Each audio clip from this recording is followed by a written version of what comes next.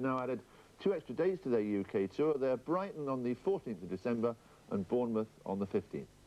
Well, today, Jeremy King of our entertainment staff, who travel with the band on their French tour, chats to Michael Hutchence about everything from, yes, Kylie, and all the way to acting.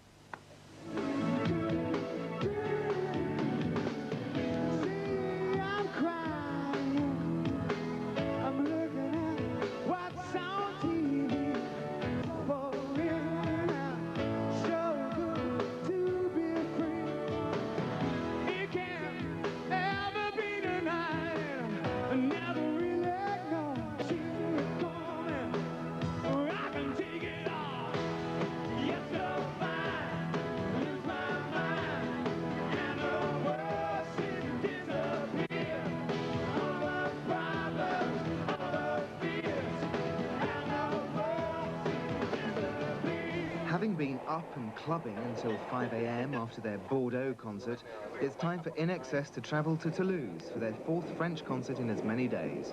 So it's back to the train for some very strong coffee and the odd croque monsieur. And a very bored Michael Hutchence chats to April Pengilly, daughter of guitarist saxophonist Kirk, to pass the time. INXS have paid their dues and served their time in terms of touring. In their early days, they played to thousands of pubs across Australia, knee-deep in beer, and inevitably cracks began to appear in the band's lineup. That was last year, before recording X, their latest album, when INXS took time out from each other to pursue solo projects. So how did they use their hard-won freedom? I played on a few people's albums in Australia, some sax and stuff. What else did I do? Built a house. I went fishing. No, it's more like this sort of fishing. Yeah, I'm into tagging, releasing blue, black and striped marlin, basically, and yellowfin tuna, which I prefer to eat raw. And I co-produced and solo-produced a band called Crash Politics in Australia. And basically made a documentary about my fishing experiences over the past year. I was able to give myself the time to write and just explore my own musical capabilities, which I didn't really know what those limitations were, and I still really don't. I work with an artist called Jenny Morris, and she's got a record out called Shiver, and I worked on that as a producer. Also did a lot of writing, similar to John.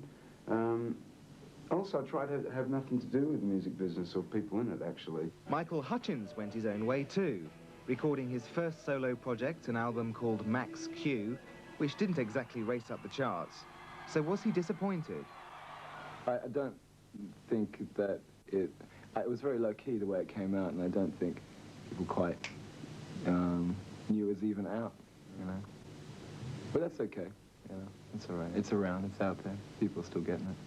And after his much publicised affair with Kylie Minogue, virtually making them the Charles and Di of Australia, how did he feel about his treatment by the press earlier this year?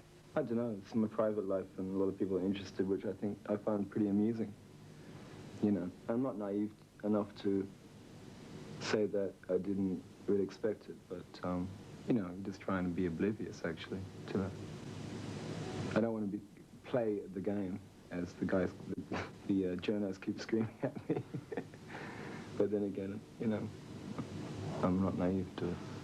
With Hutchence often compared by the media to a young Jagger in terms of energy and sexual charisma, how does he handle his high media profile? I mean, I think people get concerned that control is taken out of our hands, you know. That's the only problem. I get concerned about that too. Hutchence also followed up his feature film debut in Dogs in Space with a role as the poet Percy Bysshe Shelley in Frankenstein Unbound. But with the screen littered with pop stars turned would-be film stars, wasn't that a bit brave? It was fun to do. I mean, Roger Corman's idea was that he rang me up and said, I reckon, you know, Shelley and Byron were like rock stars in their time, and he wanted someone in a band to actually play it. So in that instance, it's great. You know. I know I did want to. I always wanted to, from years ago. I got into a band in the meantime, really. And so that's how I started. And once it gets into your blood, you really want to do it. It's one of those things. So I can understand why people do it. For me, I just wait around, and if I get something every 5 years, it's fine.